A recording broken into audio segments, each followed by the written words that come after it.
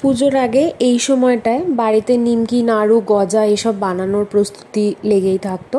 আমি ভাবলাম আমি বা কেন পিছিয়ে থাকি, পুজো যখন আসছে তখন একটু নিমকিই বানিয়ে নিই। আমরা দুজনের জন্যই বানাবো, সেই জন্য আমি এখানে 1 কাপ ময়দা নিয়েছি। খুব বেশি দিন রেখে খাওয়ার খুব একটা ইচ্ছা নেই, এই জন্য মনে হলো 1 কাপ ময়দাই যথেষ্ট।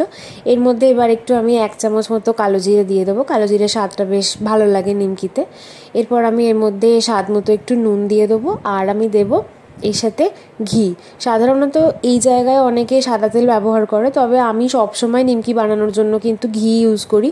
কারণটা একটাই, সেটা হচ্ছে যে যদি কিছুদিন বেশি দিন রেখে নিমকিটা খেতে হয়, তেল ব্যবহার করলে একটা তেলচিটে গন্ধ ছাড়ে দেখি, কিন্তু ঘি ইউজ করে আমি দেখেছি কোনো দিনই সেই গন্ধটা ছাড়ে না। আমি 1 মাস এমনকি 2 মাস রেখেও খেয়ে দেখেছি, কোনো দিন ওই গন্ধটা ছাড়ে না।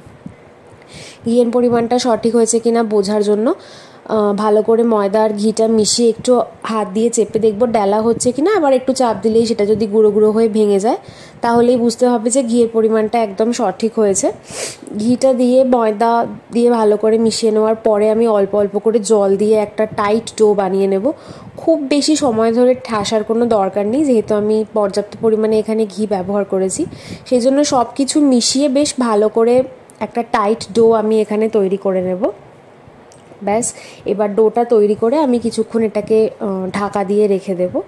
1/2 ঘন্টা মতো আমি ঢাকা দিয়ে রেখে দেবো। 1/2 ঘন্টা পরে আমি ঢাকনাটা খুলবো। ঢাকনাটা খুলে আমি কি করব, নেচি পাকিয়ে নেব। আমার এখানে 1 কাপ ময়দায় টোটাল 3টে নেচি হয়েছে। তো 3টে লেচি বানিয়ে এবার আমি এগুলোকে বেলে নিচ্ছি।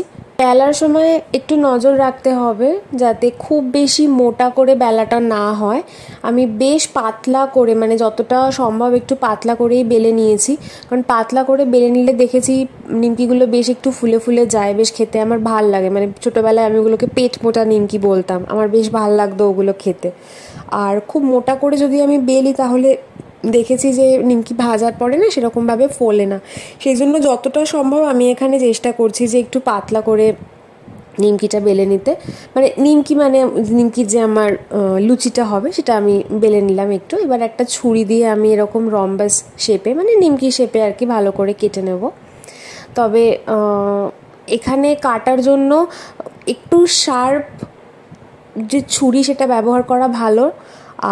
আর একটা জিনিস হচ্ছে যে আমার এখানে নিমকিগুলো একটু ছোট বড় হয়তো সাইজে হয়েছে, তবে বাড়ির লোকেই যেহেতু খাবো সেই জন্য আর খুব বেশি কিছু আমি ভাবছি না।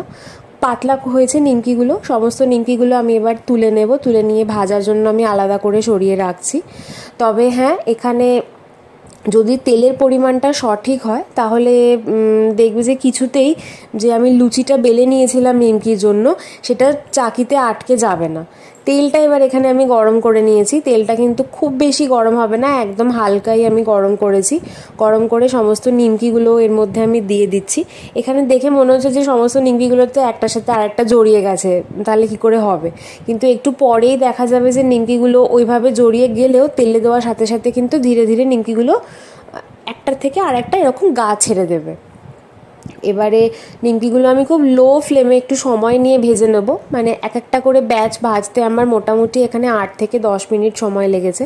কোনোভাবেই আবার আমি যদি মানে তাড়াহুড়ো করে একটুখানি গ্যাসের ফ্লেমটা বাড়িয়ে দিই তাহলে ওই বাইরেটা লাল রং চলে আসে, আবার ভেতরটা কাঁচা থেকে যায়। যাই হোক, আমার সবকটা নিমকি ভাজা হয়ে গেছে। তো এবারের বিজয়ার প্রিপারেশন আমার বাড়িতে শুরু হয়ে গেল। আজ এ পর্যন্তই, দেখা হচ্ছে পরের ভিডিওতে।